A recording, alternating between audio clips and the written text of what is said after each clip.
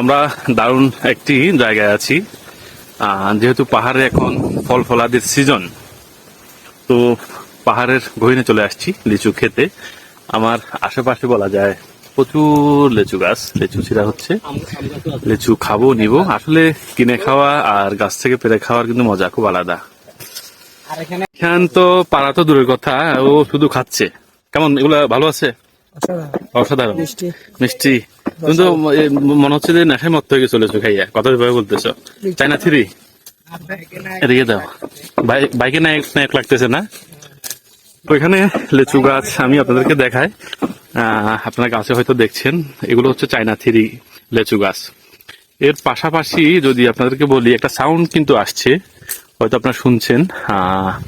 এটা হচ্ছে যে গুলি গুলি করা হচ্ছে, সেই গুলির সাউন্ড। ফায়ারিং। আমাদের পাশে বিজিবি ক্যাম্প, এখানে হয়তো তারা কোনো কিছুর ট্রেনিং নিচ্ছে, অথবা না ইন্ডিয়া বাংলাদেশ যুদ্ধ হচ্ছে না, মিথ্যা কথা। এটা মিথ্যা বললে শুধু আমার যারা অডিয়েন্স আছে তাদেরকে বিভ্রান্তি করা। তো আপনাদেরকে সুন্দর দৃশ্য দেখাচ্ছি। আমরা আছি আমাদের মন্নান নানার বাগানে। মন্নান নানাকে হয়তো দেখছেন, উনি বসে আছে। ওনার একটি খুব সুন্দর বাগান রয়েছে, লিচু, আম, প্রচুর পরিমাণে ফল ফলাদির বাগান। তো এখানে চাইনা থ্রি, চাইনা টু, বিভিন্ন লেচু। আমরা বীর মুক্তিযোদ্ধা, ওনার বাগানের নামে হচ্ছে যে মুক্তিফল বাগান নাকি? ওনার ছেলেও আসছে, ওনারা লেচু সংগ্রহ করতেছে। ওনার মেয়েও আছে, যে সে লেচু খাচ্ছে। না আপনার মেয়ে আর কি? হ্যাঁ, নানা নাতিন।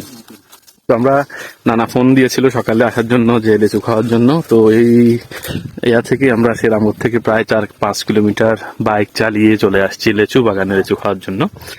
তো পাহাড়ের লিচু কিন্তু আসলে খুব সুস্বাদু, আর বাগানে এসে এভাবে লেচু পেরে খাওয়া, এটার মজাই কিন্তু আলাদা। তো এখানে যে আশেপাশে জঙ্গল বাগান, এখানে কিন্তু বিষধর কিছু সাপ, পাশাপাশি অনেক সময় হরিণও আসে। তো আপনাদেরকে ভাবলাম, যেহেতু এখন ফলের সিজন, লিচু গাছ থেকে লিচু পাড়ার দৃশ্য দেখায়, আর আমরা খাবো নিব মোটামুটি যাই পারি। তো ভালো থাকুন আপনারা, সুস্থ থাকুন। এই আস্তে আস্তে উনি তো পড়ে যাচ্ছে।